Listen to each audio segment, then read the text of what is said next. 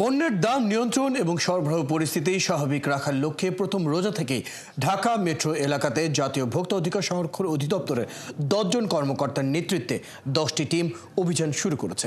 সকালে রাজধানীর কারওয়ান বাজারের অভিযানে নেমে রোজায় বেশি ব্যবহৃত ছোলা, খেজুর, পেঁয়াজ, চাল, ডাল ও তরমুজের মতো ফলের দাম কেউ বেশি নিচ্ছে কিনা তা তদারকি করেন ভোক্তা অধিদপ্তরের কর্মকর্তারা। তারা বলেন, রোজার মাসে পণ্যের মজুদ কেউ কৃত্রিম সংকট যাতে সৃষ্টি করতেন না করে দাম বাড়ালে কিংবা কেনা বেচার চেয়ে অনেক বেশি দামে পণ্য বিক্রি করলে তার বিরুদ্ধে কঠোর ব্যবস্থা নেবে অধিদপ্তর।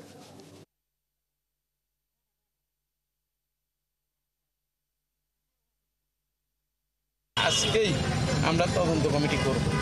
পরবর্তীতে তদন্তে একটা বিষয় আছে, সেটা হলো আমাদের বন্দরের তথ্য নিতে হবে, চট্টগ্রাম পোর্টের, আমাদের কাস্টমসের তথ্য নিতে হবে, এনবিআর এর তথ্য নিতে হবে, নিয়ে কোম্পানিগুলোর থেকে তথ্য কালেকশন করতে হবে। এই সবগুলোকে অ্যাসিমিলেশন করে তারপরে আমরা তদন্তের ফাইন্ডিংসটা তৈরি করবো।